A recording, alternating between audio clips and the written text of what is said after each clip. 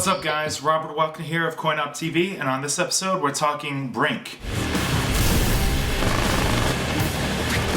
Alright guys, now 2011 is going to be a big year for Bethesda. I've been pimping out their jackets since last E3. I'm very excited about Hunted, Rage, Skyrim, but first up is BRINK. How do I feel about BRINK? Well, on the positive side, I'm really digging the environment. It's got this Escape from New York sort of vibe to it. There's some really cool character designs going in there. These guys really look different from any other game you've seen with very pronounced facial features, and some of the voices really kind of crazy.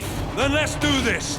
I guess some of the coolest things about BRINK is the parkour elements. It's got a lot of fast-paced running, jumping, climbing. You can negotiate vertical spaces pretty easy, and that's really cool for a shooter. You don't get a lot of that with like the Call of Duties and Battlefields. And I guess the big thing that BRINK has going for it, the biggest selling point from Splash Damage and Bethesda, is BRINK is trying to balance out and mimic a multiplayer experience with a one-person sort of campaign by using bots at your side, running around the whole time, assisting and taking out kills for you. Alright, so there are some of the positives of BRINK, but unfortunately this time around, the negatives outweigh the positives. Guys, all week I've been trying to think of a nice way to say one giant big mess, but unfortunately that's what we have with BRINK, especially when it comes to the display, the HUD, the view. It is a mess. I am lost. I am confused. There's so much going on in the screen. There's bad guys just all over, and you can never really figure out what the heck is going on.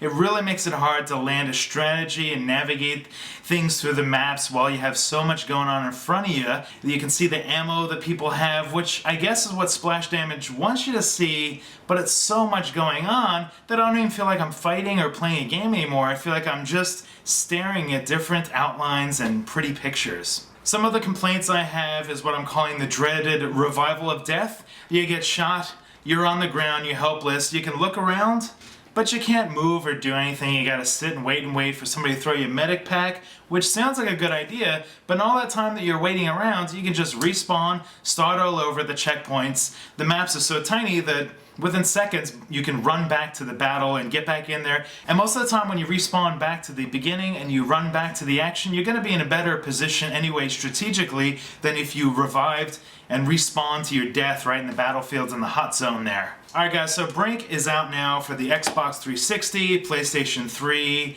it's also on the PC. Now as I'm saying this now, the PlayStation 3 network is down. Big, huge news. Everybody's pissed off at Sony. I'm sure Bethesda, Splash Damage, everybody involved with BRINK is probably upset with Sony right now because this game is all about multiplayer. Now with that, I'm saying games should have a really cool, unique single-player campaign in addition, and not just hang their hat totally on multiplayer. So what do you guys think about that? Should games just be multiplayer? Is it all about Warhawk or something like that where it's multiplayer only? Or should games also have a unique individual single player campaign as well? Because I'm going with the solo player campaign, multiplayer secondary. Alright guys, that wraps it up for BRINK. This is Robert Welkner for CoinOpTV. I want to know what you guys have to say. If you're checking out the game, if you're playing multiplayer, let me know in the comments below. Comments, subscribe to our channel. We love you. We'll see you next time.